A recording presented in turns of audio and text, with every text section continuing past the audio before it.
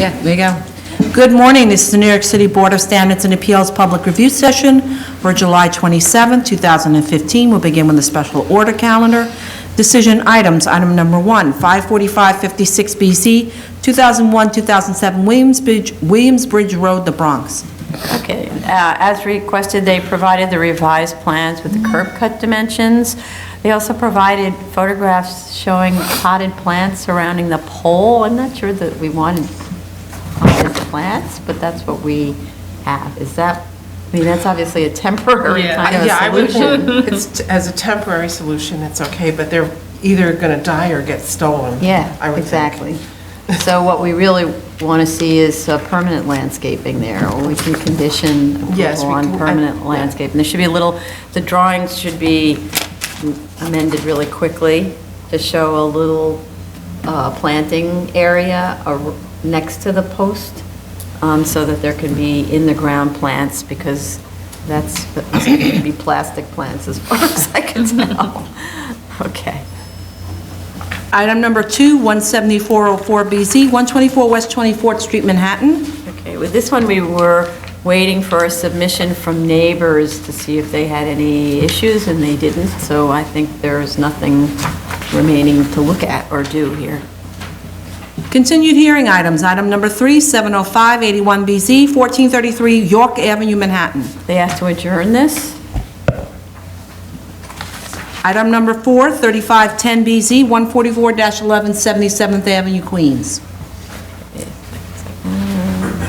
This one, they submitted a letter on July 15th with a status update, which indicates that they sent in a request to DOB for a partial lift of the stop work order to finish this construction necessary to clear the violations.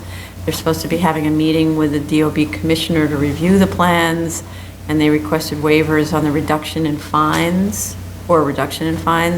and they acknowledge that the vacate order remains in place and the building must remain padlocked until these violations are resolved, and or until we make a decision here.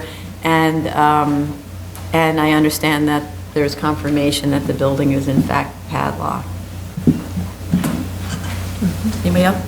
So we just need an update on how they're proceeding. Yeah, right. Okay. New cases. Item number 5, 30103 BZ, 1103 East 22nd Street, Brooklyn. Okay, this one, I have a few comments.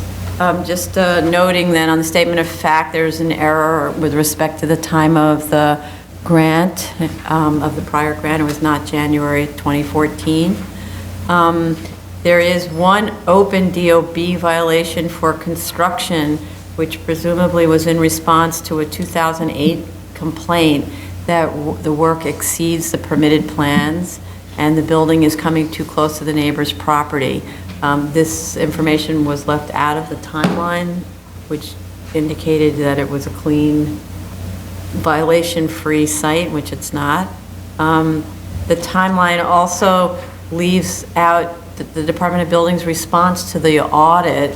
I'm trying to understand what was the response to the audit and why is there a stop work order in place? Is there still a stop work order in place?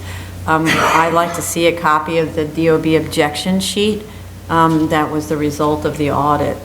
Also, there was a timeline projected going forward once, if we were to grant the extension here. They said it would take 5 months for DOB to approve. I don't understand why you need 5 months if everything is effectively in order. What would be holding up the approval besides the overbuilt cellar? I know that this is a new owner, but there's a long, and I don't know if it's an arm's length transaction. You never can really tell about these kinds of things, but this has a long story that is an unsavory story of the owner completely disregarding BSA approvals and doing as it pleased, only to have BSA legalize the improper work. The non-compliance in the cellar, I think, should be cured by a partial lift of the stop work order before we continue. I say that mostly because I don't know what the relationship is of the current owner to the prior owner. and that cellar certainly was built not in conformance with the BSA approved drawings, and, kind of what's going on. And I just want to be clear that the plans mark pre-existing, those are actually the house that was there prior to demolition. I wasn't really sure about the terminology. I think that's what that means. Also, based on the photos, I'm a little concerned here because I don't see the remains of the original house around which the 73-622 permit is based. I only see concrete foundations around the entire property and no remnants of the house. God bless. The photos don't show any existing materials. And the BSA approved drawings actually don't show any existing walls to remain, so I don't know which ones were supposed to remain. And then I'd like to see the proposed drawings. I can't tell whether they're the same as the 2009 BSA approved plans. And let's see. And I'm just noting that the prior resolution deferred to DOB for the use and layout of the cellar, so that was really DOB's domain to look at that, and DOB decided that the cellar cannot be excavated in the rear yard like that. Anybody else?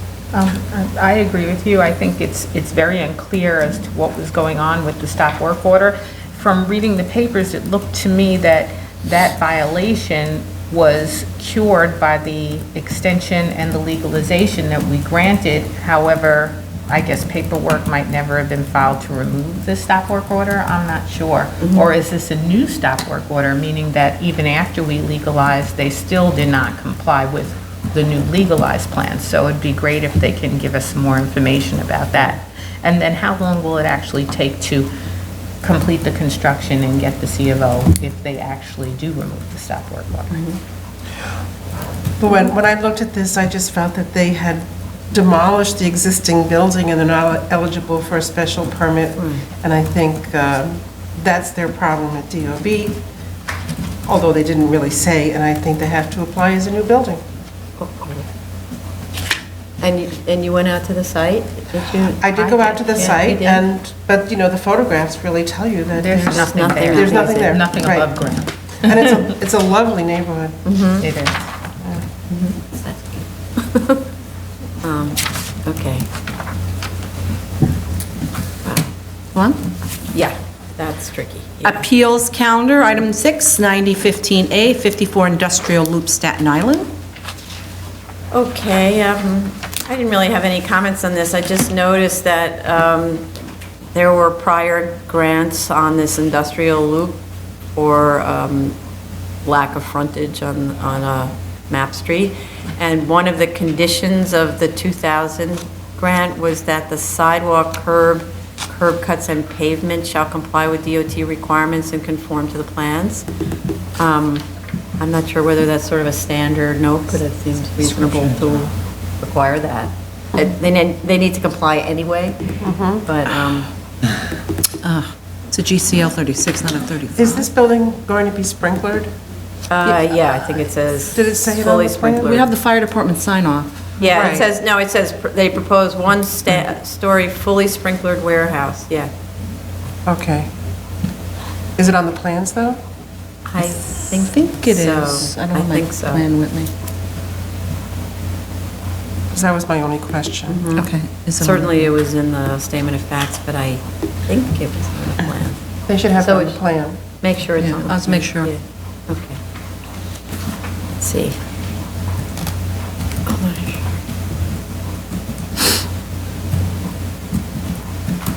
Because they make reference to that section in the fire code that requires sprinklering, so. Okay. Okay. Zoning calendar, decision items, item number 7, 17214BZ, 235 Dixon Avenue, Staten Island, we received the revised DOB objection sheet. So we just have to reopen this to receive it.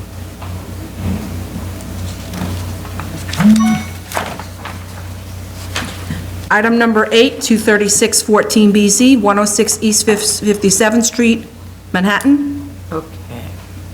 So this one, they revised the submission to discuss the fact that there are a lot of 24-hour activities in this neighborhood, which I can verify. I've been to restaurants like at 3 in the morning there, and they're jumping.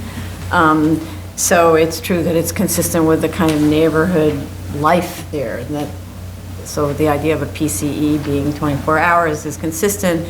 We also discussed that there are other PCEs that are 24 hours that the board has approved. Wait a minute. Sorry, am I on the wrong one? This is 22 West 32nd? Yeah, that's right. Oh, I'm sorry. For some reason, my calendar has 2:36. I called that wrong. I'm sorry. sorry. I didn't call this case. Sorry. Sorry, I called What'd you call? 2:36. We changed it, right? Yeah. Okay, Yeah, so for yeah, some we reason, inserted my this one. lineup is wrong. Okay. I printed that on Friday, I don't know what happened. Okay. Item number 9 is 244-14BZ, 22 West 32nd Street. Okay. I'm sorry, Madam Chair. Okay. I'll take the ones from Okay, there. so do I start again? Yeah, because I Record? called. Okay, so with this one, they submitted a statement of facts to discuss the fact that in this neighborhood, it's very common for establishments to be open 24 hours, so This is the one having we a deferred. PCE also open 24 This is hours the is one we deferred consistent to with last. neighborhood character very much. You told The me board to- has you told also me to see off approved the a few calendar, yeah. 24-hour, 7-day-a-week PCEs.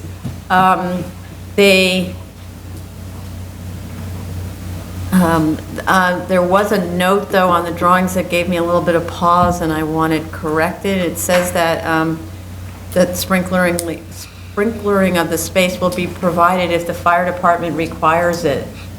No, sprinklering is required on all of these applications, so that note has to be modified to say sprinklering will be provided. Then I had a question, which I don't think was well responded to at all, was hardly responded to, which had to do with and I think the response was responding to the wrong question. My question was, the 12-10 definition of PCE includes an establishment that is equipped to provide physical exercise or massage. It specifically states that saunas and jacuzzis and so on may be provided only as accessory to the physical exercise or massage facility. I read that as saying that saunas can't be the principal use. The response in the statement of facts talked a little bit about it sort of disjointed. It was just this paragraph flying in the middle of the statement that talks a little bit about accessory uses. There needs to be support for this. If there were other PCEs that were approved where that are similar to this, then that needs to be discussed. And also, yeah, there needs to be an argument for why the saunas aren't the principal use, because they certainly look like it when you look at the plans. So, yeah, and then anybody else have comments on this? I don't, there it is, it's a definition of PCE. So, and arguably maybe if it doesn't fit within the definition of PCE, you don't even need a permit, right? True. So I definitely need more on that. I don't feel comfortable that we've crossed that threshold. Okay. Item number 9, Which is? 319-14BZ, 1781 South Avenue, Staten Island. Right, okay. So this one, just to remind, is a legalization of a PC that opened a year ago. The drawings actually had said, the drawings from the original review said that there were sprinklers and fire alarm systems installed. And as we do with every application, we ask for evidence that they work. And as first step of evidence was to submit sort of that one of those DOB printouts that say the sprinklers and the fire alarms were signed off, but we said, but it's a gigantic shopping mall. How do we know it's for this space? And so in response, they submitted photographs that show sprinklers, but show absolutely no fire alarms. So they show what I always call rabbit ears emergency lighting packs. which are normally for a public assembly space. But it's very clear to me that there's no fire alarms.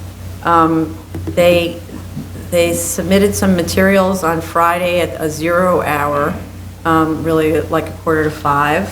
So nobody had a chance to review them, but the gist of it was something to the effect of that DOB won't grant a permit to proceed unless we first grant the PCE, and we're just talking about installing a fire alarm system, and it's absolutely not true. The DOB won't issue a permit to install a fire alarm. You can put it in your house if you want. So the fire alarm system has to be installed prior to grant, and that's a requirement that we have of all the PCEs that are legalizations, because then after that fact, there's no way for us to monitor this, and it's very serious. And if there's a problem having DOB issues sort of this partial permit, then we'll intervene, we'll call DOB and ask that they do it, but, yeah. Okay. Continued hearing items. Item number 10, 34312BZ, 570 East 21st Street, Brooklyn. Okay, this one also we needed to reopen to receive a revised objection, which we received. It's continued hearing. Oh, sorry, a continued hearing. Oh, we didn't close it because we needed the objection. So we received the revised objection. So we can close it. Is this going to be a closing grant? Yeah, I guess so. I thought we closed this. Okay. I thought we closed this. We had closed it, and then I think we reopened it. Okay. Because it was on for decision, but they didn't have the correct objection. Okay, so we couldn't, okay. All right, and then we were also going to condition approval on shrubbery and trees planting along the perimeters of the side and rear yards. In the meantime, they would have had enough time to amend the drawings. Oh, well. Okay. Next item, 5-14BZ, 1807 East 22nd Street, Brooklyn. This one, sorry. Couldn't tell, we asked them to go back to the community board about this because the house is so much different, and I can't tell whether they actually did go back. We certainly don't have a resolution from the community board. So I actually have a lot of trouble with this proposal. I'm not understanding why the configuration of this house has to depend on a reduced rear yard. It's an L-shaped house, so it's kind of like wide at the front and then has a kind of a wing towards the rear, and I don't understand why all that floor area can't just be pulled away from the rear and collected there. So, and that would easily accommodate, in fact, would be even more luxurious, family room and master bedroom, which are the two things that are benefiting from the proposal in the rear yard. I just don't see that the site is utilizing, the building is using the site to the full extent of what's permitted as of right. I would like to see an as of right layout with respect to the rear yard. The streetscape drawing also shows the house, that the house 2 doors over at 1791 has similar frontage and height to the proposed. However, when you look at the yard study diagram, it shows that the floor plate of the proposed house will be enormous compared to the other large house on the block, and many times larger compared to all of the others. So there's 4 addresses that have frontages that resemble the proposed, but all of these are corner lots. So that means they really have small frontages on the avenue side and long frontages on the street side. So it's not at all comparable.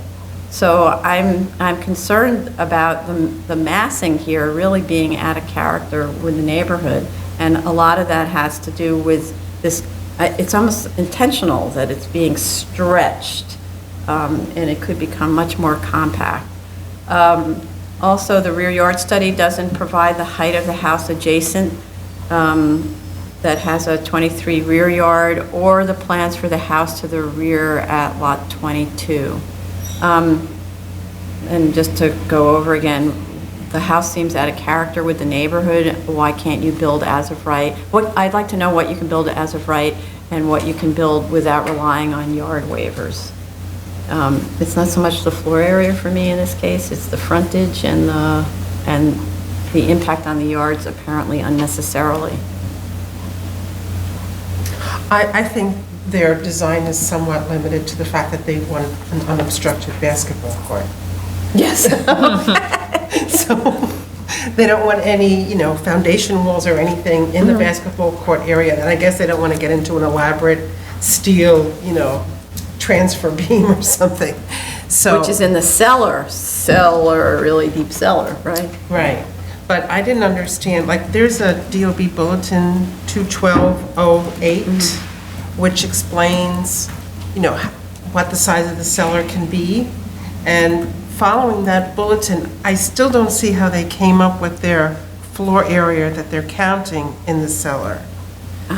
They're counting 407 square feet in the cellar, and, you can either count the cellar area where the footprint is in excess of the footprint of the building, or you can take the floor area which is in excess of 50% of the residential floor area, above ground. And either one of those calculations does not come up to the 407, so.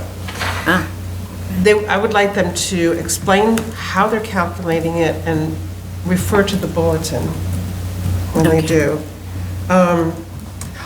When I looked at the rear yard, thinking that they want this unobstructed basketball court, in terms of the 20-foot rear yard, where it is on the lot, it was not that much of a concern to me, because it seems like all the other three buildings in that part of the lot also have either garages or very small rear yards. And the fact that this rear yard really doesn't extend for over 50% of the width of the property. So that was my thinking, and, keeping in mind that they want this basketball court. But what if the basketball court were just somewhere else in the cellar plan? Why does it need to be at the back? Because they have to keep a significant part of one of the houses, so they're demolishing one house and they're going to put the basketball court where that house was. And, if they oriented it the other way, I don't know if they would have the required width while keeping the, like rear wall or something of the other house. Yeah, so it's kind of odd that a basketball court is driving, a subterranean basketball court is driving what we see above. Well, that's my Right. thought. Yeah. I mean, the applicant can explain it to us perhaps better, but Okay. I guess they really have an affiliation with basketball. Right. Playing. I think the architect really needs to come to discuss this because, yeah. All right, you want me to tell the architect? Yeah, absolutely. The architect? Yes. Okay. Okay. Move on? Anything else? I actually thought that the fact that they were only having a rear yard of 20 for a part of the lot was actually a good thing, and the fact Yeah, that they it's pulled back better. to 60 feet. So I really thought that, they gave it a lot of thought in terms of how they defended the width of the street wall and also the rear yard and the side yard, so I was okay with that. Okay. Okay, next. 2914BZ, 255 East 27th Street, Brooklyn.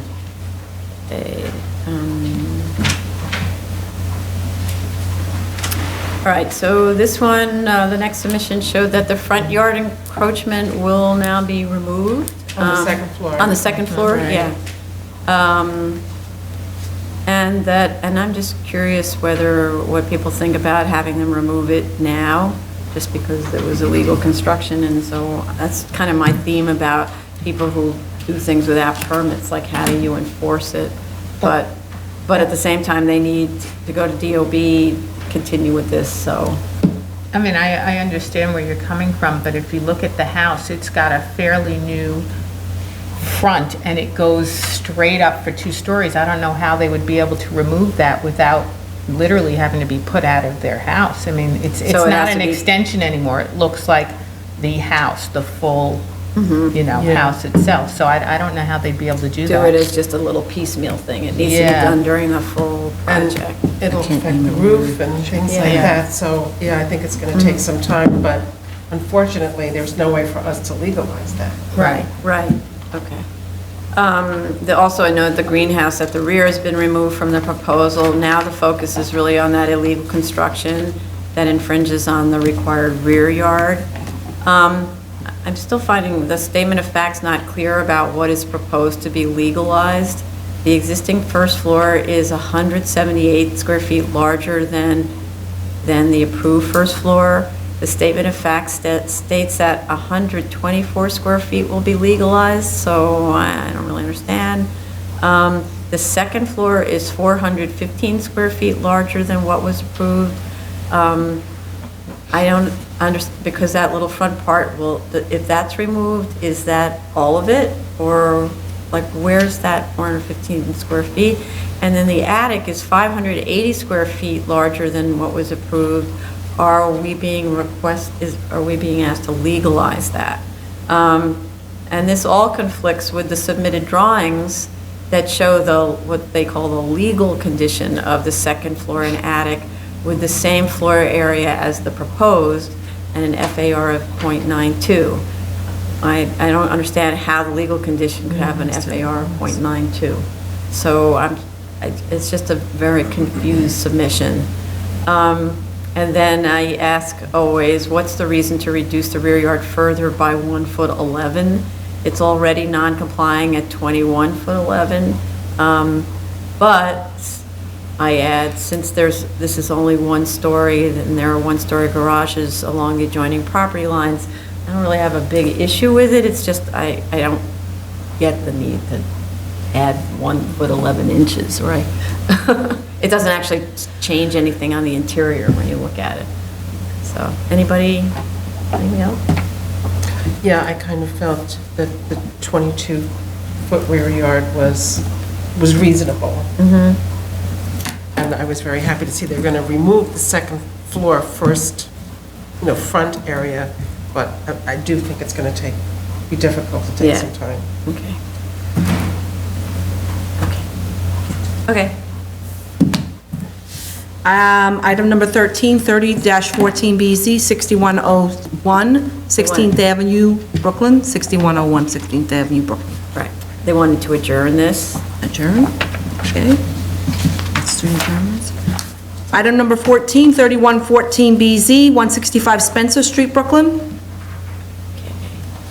I have to say, this was a really excellent and clear programmatic needs report. I was like, wow, this is great. We'll use this as a model, which covered all of the issues, describes the goals and needs of the school, and demonstrates that the plans meet the described goals. It very helpfully compared Article 47, the building code standards for pre-K, K, and classrooms. The only thing was the Department of Health letter states that the school is subject to Article 43 requirements, which we understand, but they didn't include any statement about how they meet the Article 43 guidelines. They're not space-related, so they could just have like a paragraph that or maybe at the hearing, just discuss, how the school goes about handling their Article 43 compliance. They did clarify properly the site search. First of all, that it was to accommodate 500 students, and they needed a minimum of 25,000 square feet.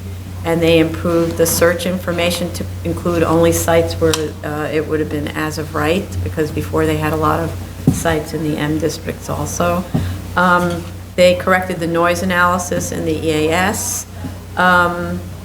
With respect to the RAP and the CHASP, we are waiting for DEP sign-off. With respect to noise, we have a DEP sign-off. We're still waiting for the applicant to submit the response to DEP's comments on air quality.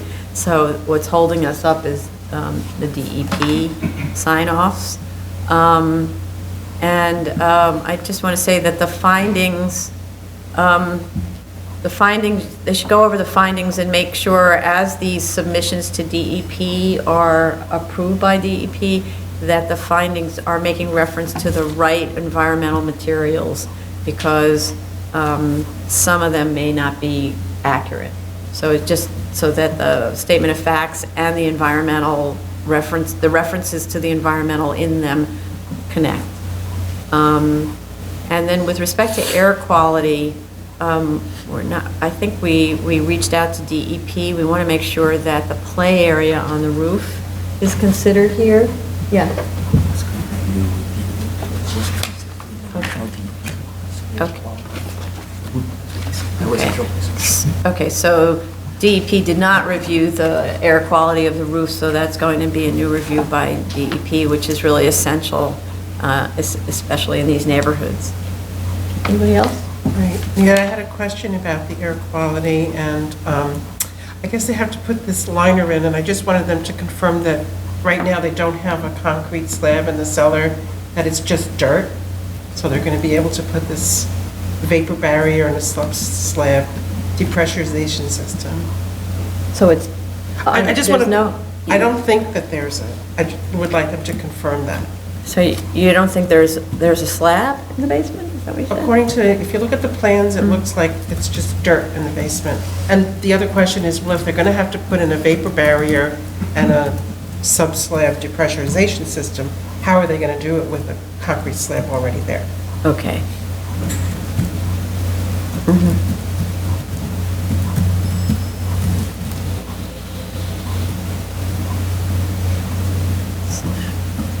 Okay. Okay. Ready? Mm-hmm. Okay, item number 15, 5914 BZ, 114, 122 Jackson Street, Brooklyn. Ask to adjourn this. Item number 16, 9-15 BZ, 55 Amsterdam Avenue, Manhattan. The never-ending story of the CrossFit gym. So they did actually do some testing with weight drops in the lobby. I mean, weight drops where they listened to them in the lobby in an empty apartment on the 4th floor. The claim from the testing age, from Criterion, the testing agency, was that both were within reasonable limits when the weights were dropped from, I think it was chest height, very heavy weights onto the platforms.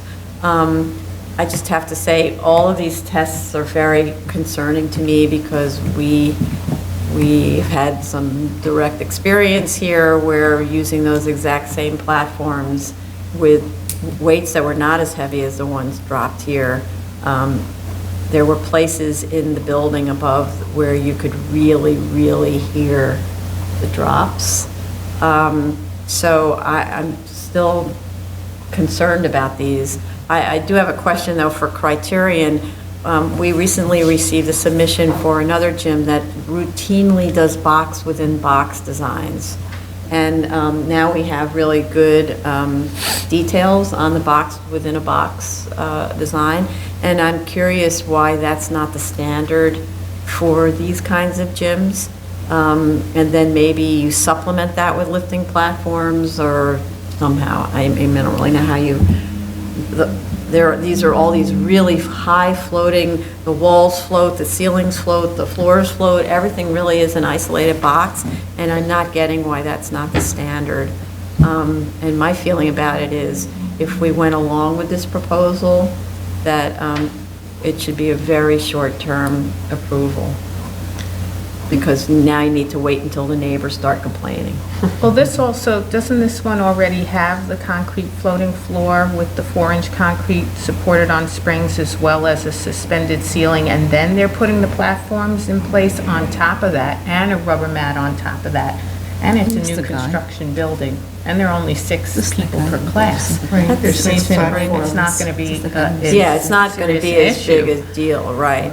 And it's in the subcellar, and the first apartment's on 4, as opposed to the other PCs where the first apartment was on 2 when the place was on the first floor. Yeah. It says a concrete floating floor, but the drawings actually didn't show that. They didn't show, the most recent details. Well, I think they showed- just showed the platform. No, it showed the platform and the floors on two sides, because the platforms are set in, and the floor is on two sides of it. Well, that's the floating floor. Yeah. Then this special platform is an insert, I think, in the Right. floating floor Right. with these special spring-mounted vibration. It says spring-hung ceiling, it's true. All right. I had questions about the criterion report. It's, you know, they mention things like that there's relevant frequency and multiplying factors, and they're going to be highlighted in red, and nothing is highlighted in red. No. Then they have this maximum recommended vibration level, and it's a flat line. Meanwhile, if you look at the data, it should not be just one flat. I'm wondering, why is it just one flat line over all these frequencies? You know, I would think that it had some variation according to their standard that they gave us. And then when they go to the actual results of the vibration, whether it's the ambient level or the actual measurements taken in the apartment, you can't differentiate which graph is which. Which is the drop. Right, you don't know, it's, Yeah. so it's the It same. could be a car driving outside. Well, something like that, or not so nothing. much that I can't tell which one is the ambient and which one is doing the I test. see. Because They're it's not a line with a colored. dot, they're Yeah. not in color. Yeah, yeah. So I just, you know, I would think that they could come and maybe explain with the proper colored graphs what they actually did and what the measurements showed. And then they also state, in terms of all of this, they didn't measure any music. Right. So they should discuss the sound attenuation in terms of either amplified voice or music, and Right. if they did any testing for that. I think he said he wasn't going to have Music. amplified voice or Or music music, because it was okay. stressing personal training and having to Yes. go up to the people and coach them while Yes. they're actually Well, then working that on could be stuff. a condition. Yeah, okay. But if, you know, if their measurements show that there's no perceptible noise or vibration in the residential portions, I would say that they deserve a chance to Yes. operate and make sure that everything is in compliance. It's just that, you know, one of the reasons that I'm skeptical is because we had an experience with the other one where the engineer says it's not perceptible, and then one of our people in the field just heard it without being a machine.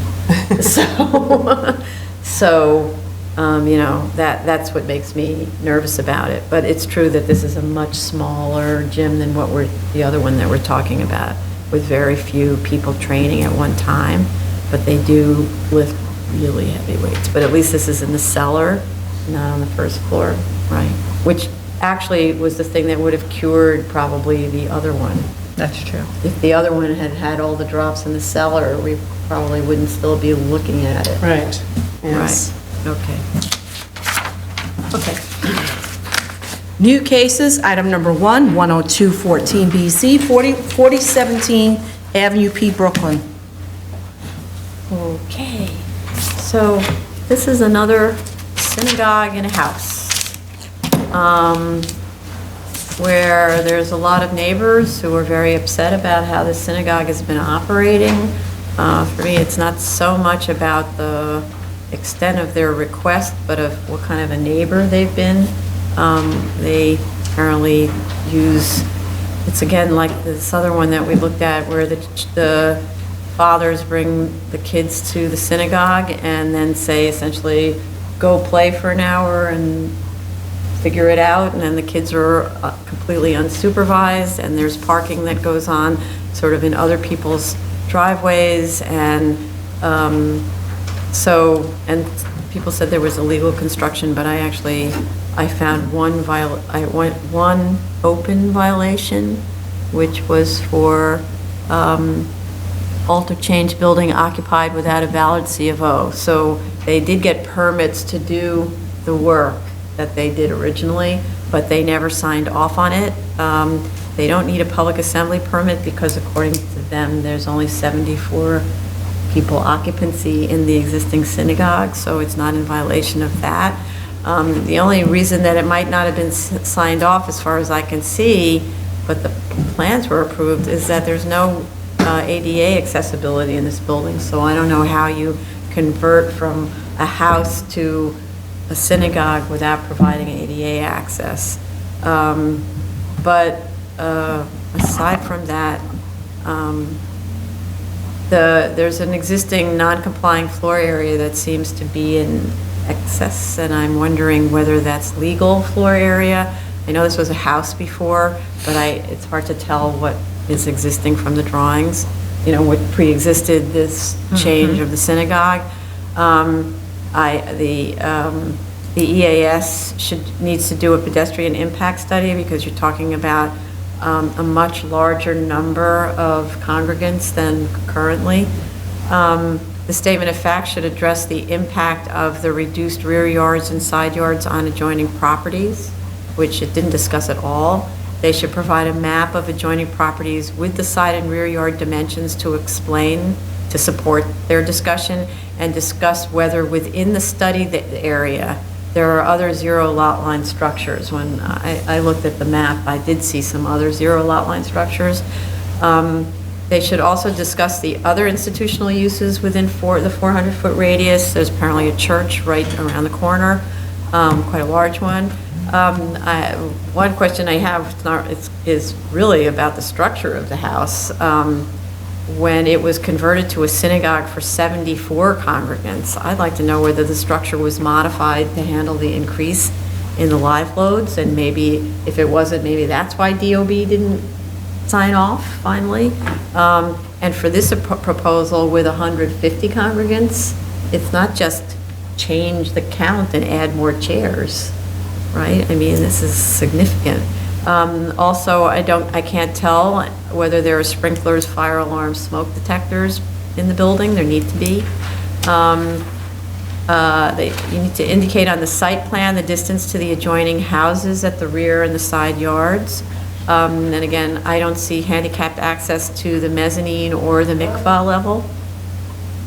There is a ramp proposed to get to the main sanctuary. I'd like to also see a seating plan at both the first and the mezzanine levels to understand how this is going to be used. The plans also show the cellar is unexcavated, but the section shows it is excavated. So which is it?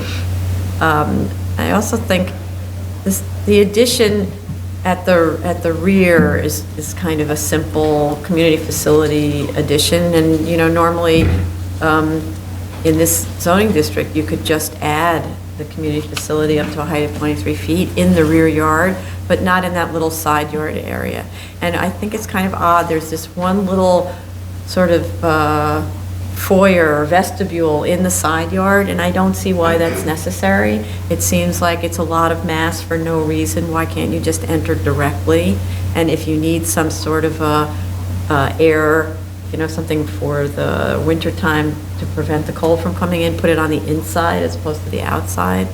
I'd say the lesser variance would remove the side yard obstructions, since the rear yard obstruction in terms of form would be permitted as of right. I'm not saying with the mezzanine, but otherwise permitted as of right.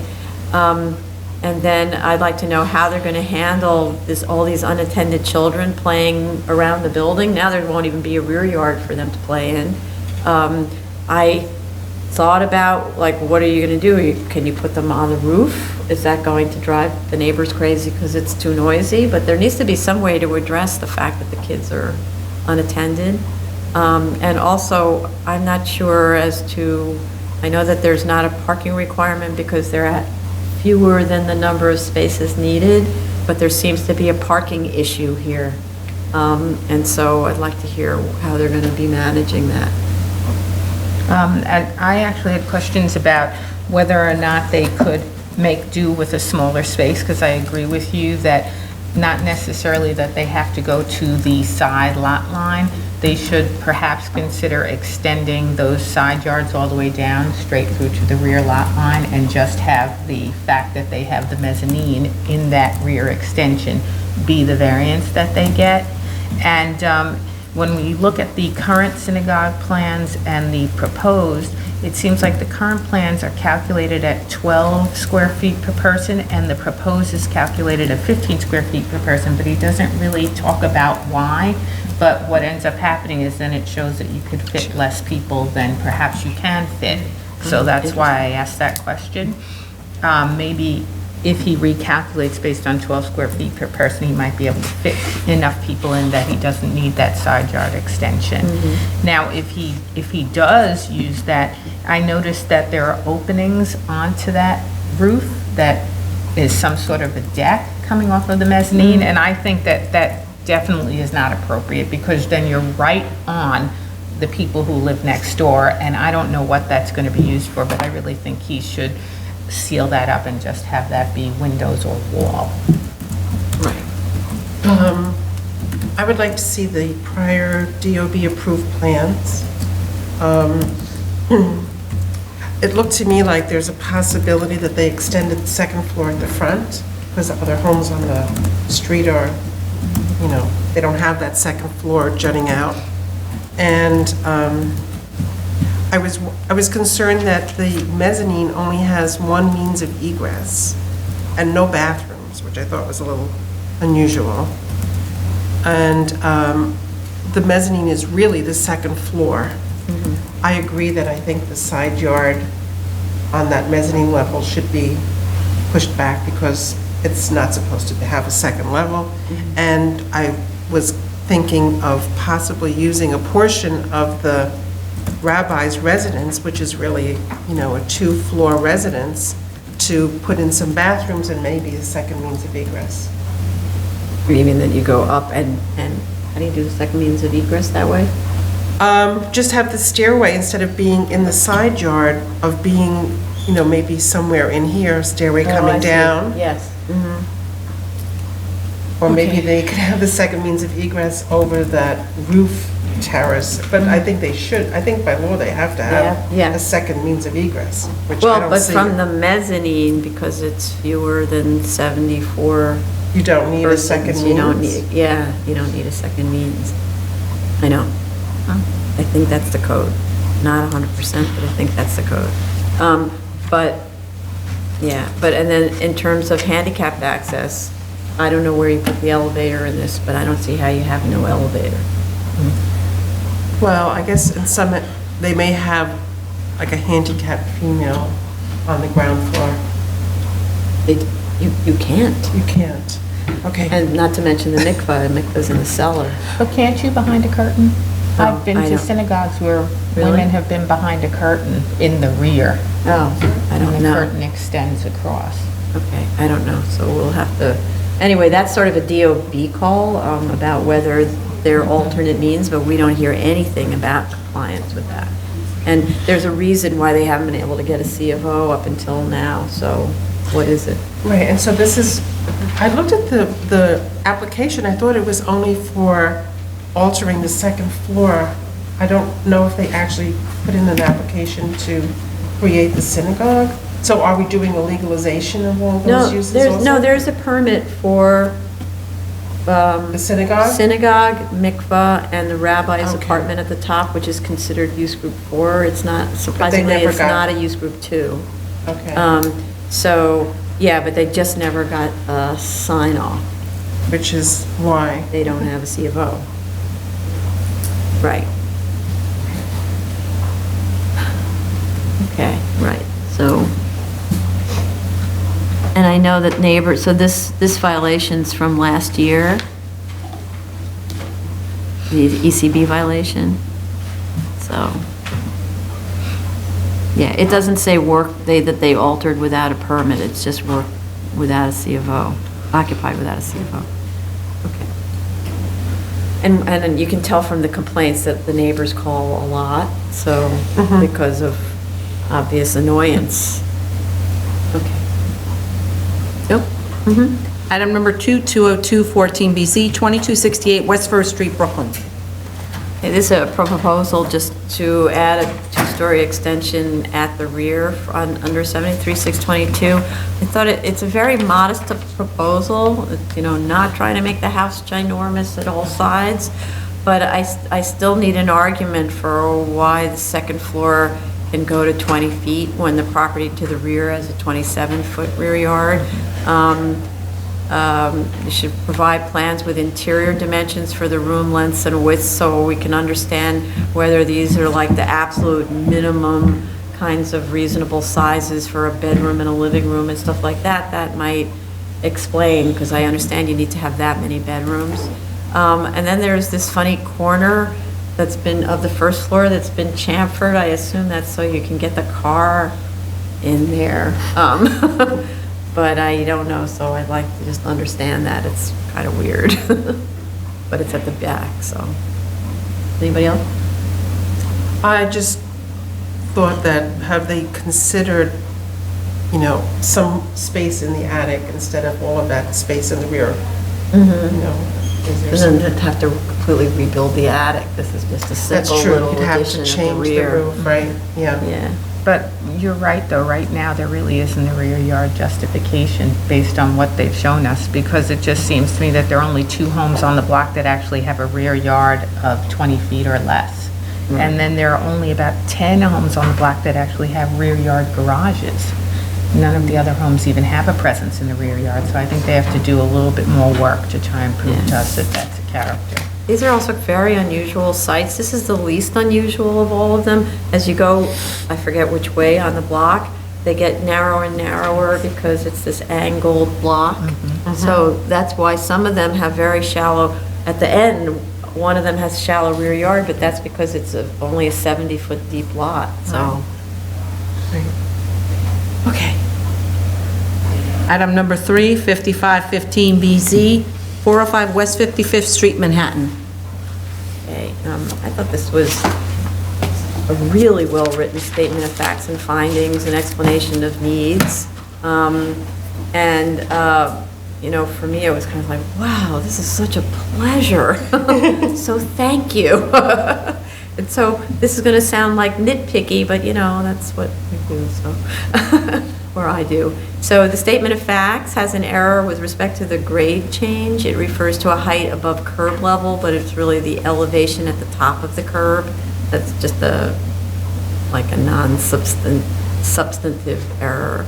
I did have trouble interpreting the schedules, since I don't see how the complying schedule shows that the needs aren't met. So it's like the explanation and the statement of facts and by the architect and by the school explained all that, but the schedules don't have something, don't tell you, point to something and say, this is why, this is where we're having to give up something.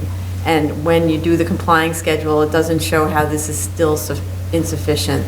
So I think it would be really helpful if the school administrator could just come and walk us through the schedule, maybe with a PowerPoint or something, so it's on the screen, or just a board and point to the boxes on the schedule.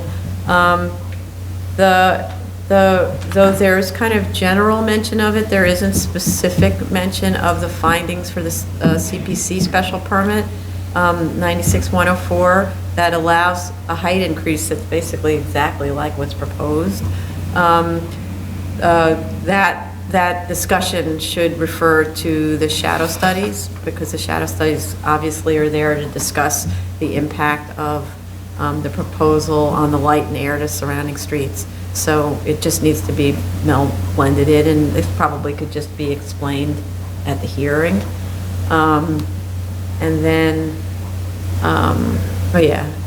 Since one of the waivers is about the number of central office function employees, but most of the building is located in a C6, in which use group 6 office is permitted as of right. I'm curious what specifically is the amount of office floor area and number of employees in the R8, because that's, arguably you could just amend the C of O and say those 3 floors are office floors, and I don't think there's any studios on the office floor, and then the other floors are the are the use group for, it seems to me. So, and then the statement of facts admits, and so does other materials, that there are way more than 50 employees currently working there, so it's effectively a legalization. I am curious about, though, there are 3 rather large floors of offices. So I'm not really getting why that area isn't sufficient to handle the additional 23 staff members, because that results in, so, you know, if we look at the front elevation of the street, we see that the adjacent buildings are like 80 feet high. So the ideal height for this addition would be somewhere in the 80-ish level. If you didn't have that office floor extension, then you'd probably be down there. So I just don't really understand why with such, they're really generous floors. I saw a lot of private offices with lots of, you know, big stuff to sit in and big rooms. I'm just not getting why with only 23 additional needed to seat, you still couldn't accommodate that. The chart also that was provided doesn't support the statement that there's a need for 100 staff. It seems like it needs to be 155. So I didn't actually see how you got to 100. And then I go back to, you know, this waiver could be eliminated if the floor's use was changed to use group 6, it seems to me. And I'd like to understand why it can't be changed to use group 6. With respect to the sloping site, I think I know the answer, but I'd just like the architect to comment on what the height of the building above curb level would be if the site didn't have a slope. It was just an even slope, because I think then it's only like 93 feet instead of 99 or something like that. And then I just noting that the original building wasn't built full to what was approved, so they're not asking for a very large increase over what was previously approved. And but I also note in terms of the A finding that it seems to me, unless I'm misunderstanding with the reading, that most of the enlargement is to accommodate the programs in the junior and the extension portion of the center, and not in the BFA-related programs that where you can make an easy finding that this is a school-related facility. This is a school facility because it offers masters and bachelors of fine arts through Fordham and Pace, but that the Jumba classes or whatever are Zumba classes. I think it actually said Jumba, but anyway, classes don't fit within that. And if it's intended to allow for increases in the sort of the kids program and so on, then you can't really rely on that for the deference. But you can rely very much on the obsolescence of the building because it was designed to handle a much smaller enrollment. We see that very often with schools. So I think that should be emphasized. Next. That's it. No. I have some additional comments. Oh, I You? just Yeah. wanted to know, I mean, the original variance had additional office space in the R8 portion. Why didn't they consider that here? They gave some sort of explanation, but it really wasn't clear to me that it's disjointed from the other areas. But, I guess the main problem with the opposition is the height in the mid-block area. And I wasn't quite certain what was the use of the building immediately adjacent to it. I know it shows parking on the ground floor, but I didn't know if the whole building was used for parking. Okay. So and your point about the original variance had office space in the R8 and That they never built. right, okay, yeah, okay. So, why didn't they look towards expanding on that side instead of, putting all the height increase in the mid-block portion? Oh, in the C district, you mean? In the C6 too. Yeah, in the C6 too, not in the R8. But in the R8, C16, C15, under the original variance, I think there was additional office space Okay. above what they've built. That was never built. Right. Right, okay. That's what my understanding. Okay. Got it. Okay. All right. I think we're good. This concludes the executive session for July 27, 2015. Thank you. I'm going to fix the lineup.